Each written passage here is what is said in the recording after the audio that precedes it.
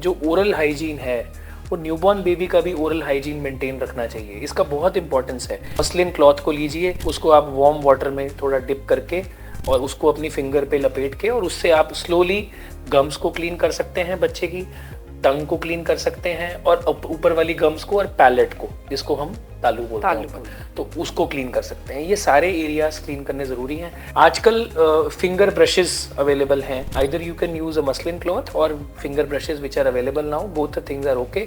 अगर आपको लगता है कि वो जो व्हाइट जम रहा है वो बहुत एक्सेसिवली जम रहा है, अगर हर जगह वो व्हाइट फ्लेक्स दिख रहे हैं आपको, तो it is a high chance कि वो फंगल इन्फेक्शन है। सेहतनामा देख रहे सभी दर्शकों का स्वागत। सबसे पहले गुजारिश, सेहतनामा को सब्सक्राइब जरूर करिए अगर अभी तक सब्सक्राइब नहीं किया है, और वीडियो पसंद आए तो लाइक और शेयर कर दीजिएगा।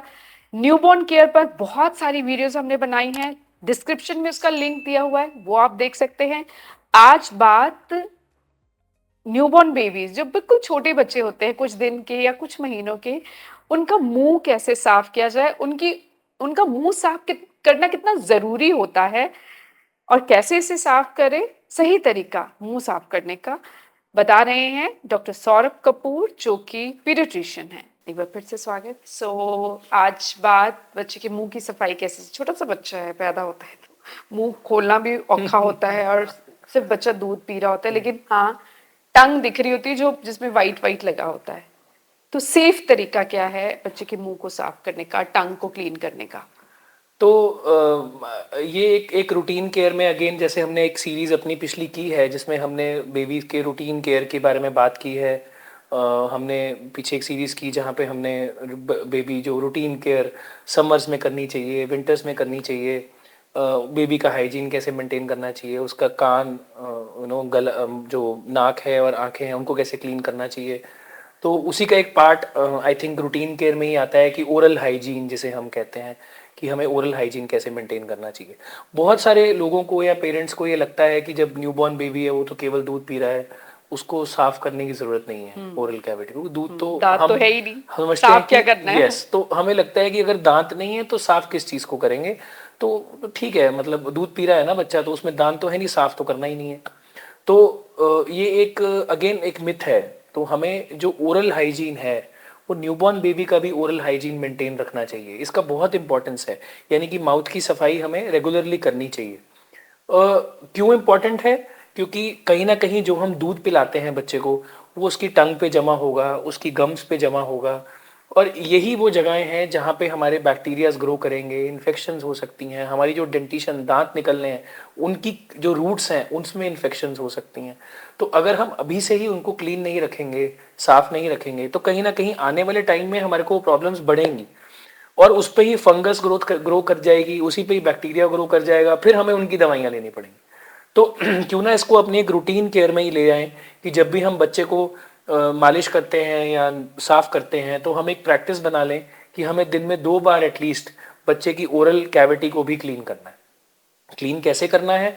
अगर हम बात करें रूटीन में, तो हम सब पेशेंट्स को यही बोलते हैं कि आप मसलिन क्लॉथ जिसे कहते हैं, मलमल का कपड़ा, मसलिन क्लॉथ को लीजिए, आप उसको फिंगर के ऊपर अपने रखिए, क्लीन किया हुआ muslin cloth, again very important, धोया हुआ क्लीन किया हुआ मसलिन क्लॉथ, उसको आप वार्म वाटर में थोड़ा डिप करके और उसको अपनी फिंगर पे लपेट के और उससे आप स्लोली गम्स को क्लीन कर सकते हैं, बच्चे की टंग को क्लीन कर सकते हैं, और ऊपर वाली गम्स को और पैलेट को, जिसको हम तालू बोलते हैं, तो उसको क्लीन कर सकते हैं। ये सारे एरियाज क्लीन करने जरूरी हैं। टंग के नीचे वाला एरिया बहुत बार रह जाता है, तो जस्ट मेक श्योर कि व्हेनेवर आप उसको क्लीन कर रहे हैं ओरल कैविटी को, आप दोनों गम्स, विच इज नीचे वाली गम, ऊपर वाली गम, ऊपर वाला पैलेट और जो नीचे वाला टंग के नीचे वाला एरिया है, इसको ना मिस करें।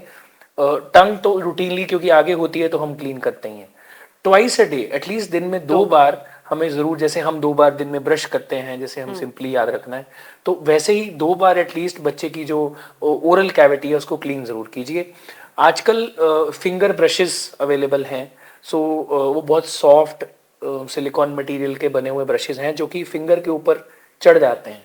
उसको आप स्टरलाइज भी कर सकते हैं, बॉयल भी कर सकते हैं, तो आप उनका इस्तेमाल कर सकते हैं। छोटे बच्चे, न्यूबॉर्न बेबी में भी कर सकते हैं। सो वो छोटे साइज के आते हैं, बिल्कुल इतना सा होता है, और आपके फिंगर के ऊपर आ जाता है। उसकी टिप के ऊपर ब्रश बना होता है जो कि बहुत ही छोटे छोटे सिलिकॉन टाइप के ब्रशेस होते हैं जो कि बिल्कुल डैमेज नहीं पर करते वो हैं। बच्चे के दांत तो है ही नहीं। हाँ नहीं, वो सिलिकॉन है, सो बेसिकली जहाँ पे स्क्रैपिंग्स होंगी ना वो उसको क्लीन कर पाएंगे हम। सो उसको फिंगर ब्रशेस ही अभी of late there it is easily available now, तो आप उसको लेके स्टरलाइज कर लो, हाइजीन मेंटेन रहता है। निकाला, अपने हैंड वॉश किए अच्छे से, हैंड वॉश करने के बाद ड्राई किए उसको, ब्रश को उस पर आप फिक्स कीजिए, और जैसे हम कपड़े से क्लीन कर रहे थे वैसे ही उसी से हम सारे एरियाज को जो है एक बार जरूर क्लीन करेंगे। उसको क्लीन करके वॉश करके फिर अगेन वापस यूज स्टरलाइज आप कर सकते हैं। सकते हैं। अच्छा, इट स्टरलाइज इज करके फिर रीयूजेबल, अगली बार हाँ यूज फिर करना यूज है। कर सकते हैं। सो फिर स्टरलाइज कर लीजिए उसको और शाम को फिर यूज कर लीजिए। सो आप उसको रूटीनली यूज कर सकते हैं। So both the things are fine, either you can use a muslin cloth or finger brushes which are available now, both the things are okay, but 2 बार दिन में जरूर करना चाहिए, जन्म से ही करना चाहिए। ऐसा नहीं है कि पहले महीने जरूरत नहीं है या बच्चे के दांत नहीं है तो 6 महीने जरूरत नहीं है, रेगुलरली फ्रॉम बर्थ करना चाहिए। कितने महीनों तक? जब तक बच्चे के दांत आ रही है तो हाइजीन मेंटेन ही रहना है। तो शुरू में आप इससे क्लीन कर रहे हैं, जब 1 साल के बाद आपने एक, पहले भी हमने वीडियोस कुछ बनाई है जहाँ पे ब्रशिंग के बारे में बात की है, तो उसके आगे तो जब जब टीथ आ जाते हैं तो हम नॉर्मल ब्रशिंग की तरफ चले जाते हैं। सो ओरल कैविटी का हाइजीन पूरी लाइफ मेंटेन रखना है, बिकॉज ये कॉमनेस्ट सोर्स है जहाँ से हमारी सारी इन्फेक्शन आते हैं। थोड़ा सा हमें ये भी ध्यान रखना है कि हमें जब हम ओरल कैविटी को क्लीन कर रहे हैं उस टाइम पे ध्यान रखिए कि कोई वाइट प्लेक्स, कई बार हमें लगता है कि वाइट जमा हुआ है दूध टंग के ऊपर, तो अगर हम उसको रूटीन में क्लीन करते रहेंगे तो वो क्लीन हो जाएगा, बट बहुत बार फंगल इन्फेक्शंस भी होती हैं। सो थोड़ा सा ध्यान रखिए। अगर आपको लगता है कि वो जो वाइट वाइट जम रहा है वो बहुत एक्सेसिवली जम रहा है, जीप जीप पर जीप पे भी जम रहा है, आपके जो गम्स हैं उन पे भी है, जो चीक का अंदर वाला पार्ट है उस पे भी है, ऊपर पैलेट के ऊपर भी है, अगर हर जगह वो white white white white flex दिख रहे हैं आपको तो, और वो रिमूव करने पे इजीली क्लीन नहीं हो रहे हैं, तो it is a high chance कि वो फंगल इन्फेक्शन है। उसके लिए कुछ माउथ पेंट्स अवेलेबल होते हैं, लेकिन वो डॉक्टर को दिखाने के बाद ही आपको लेना चाहिए। और बहुत कॉमनली बच्चों में हो जाता है, ऐसा नहीं है कि वो बहुत ही रेयर है, it is very commonly which is seen in kids. और जैसे ही आप डॉक्टर को दिखाएंगे वो आपको कुछ माउथ पेंट्स वगैरह देंगे, उनका इस्तेमाल करने से वो ओवर अ पीरियड ऑफ हफ्ते 10 दिन में ग्रेजुअली क्लियर ऑफ हो जाता है। तो उसमें भी वरी करने वाली बात नहीं है, but you have to be careful कि अगर आपको ऐसा कुछ भी लग रहा है ओरल कैविटी में तो आप इमीडिएटली अपने डॉक्टर्स को दिखाइए। अक्सर मुंह तो नहीं पर जीभ पे जरूर सफेद सफेद लगता है बिल्कुल, बेबी तो के। जीभ के ऊपर सफेदी जो है वो दूध की वजह से होती है।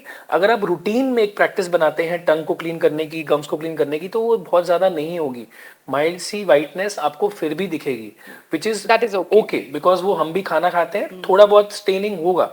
बट अगर आप बोले कि बहुत थिक जमा हुआ है तो वो तभी जमता है अगर हम रूटीन में क्लीन नहीं करते हैं, वन चीज। सेकेंडली, अगर वो चीज इजीली रिमूव नहीं हो पा रही है और बाकी एरियाज ऑफ माउथ में भी है तो इमीडिएटली अपने डॉक्टर को दिखाइए, क्योंकि ये फंगल इन्फेक्शन हो सकता है।